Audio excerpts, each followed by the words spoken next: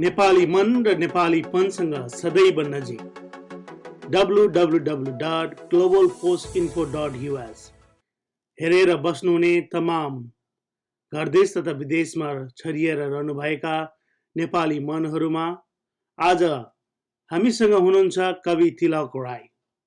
उहाँको कविता संग्रह सिउँडीको फूल कविता संग्रहबाट एउटा कविता लिएर हामी माझ उपस्थित हुनुहुन्छ।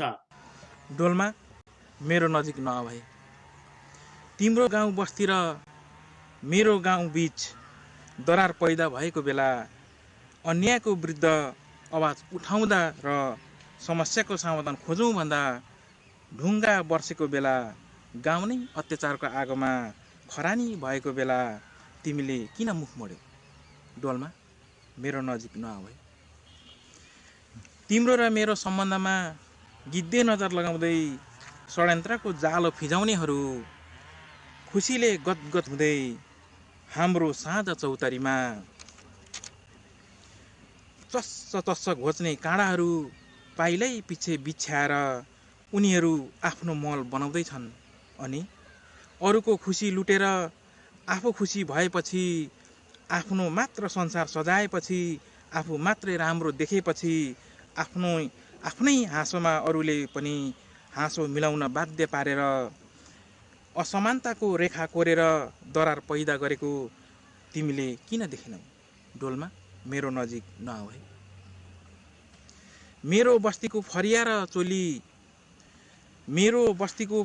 चोली च्यातिएर इज्जत बचाउन अति धौधौ परेको बेला तिम्रो किरा हाँस्दै हाँस्दै शक्तिपीठहरूको पूजामा तल्लीन भए पनि सद्भावको कुनै एउटा दियो बल्न सकेन, जसले गर्दा घृणाका छिटाहरू दुर्गन्धित फोहरा बनेर मेरो टाउको माथि बज्रिएपछि म घृणित पात्र भएँ। डोल्मा मेरो नजिक नआऊ। खैर केही छैन, मैले पहिल्यै भनेको थिएँ चट्याङ सबैलाई लाग्न सक्छ। विभेद र चट्याङको विरुद्ध हातेमालो गरौँ भन्दा कहिले कुम्लो बोकेर सेड्रा पस्यौ, कहिले गुम्बाभित्र पस्यौ, कहिले मन्दिरभित्र पस्यौ अनि भएन बाटो मोडेर हिँड्यौ। त्यति मात्रै होइन, मलाई घृणा गरेर मेरो आस्थाको स्तम्भहरू लागि परेर लडायौ। मेरो निशानी चौतारीको बर पिपलको सबै जराहरू काट्ने काम हुँदैछ। डोल्मा मेरो नजिक नआऊ।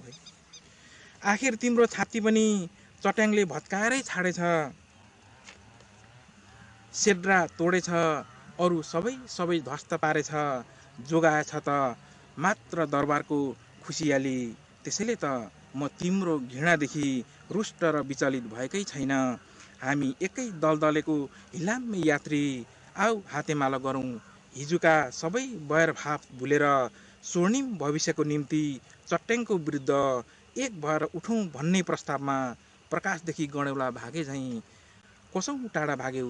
डोल्मा मेरो नजिक नआऊ।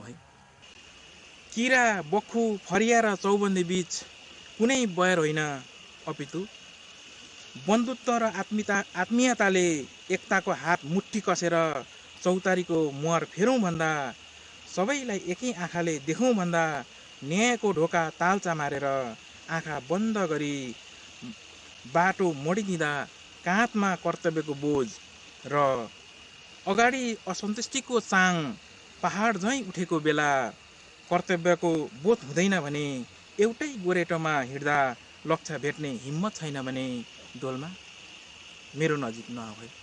धन्यवाद।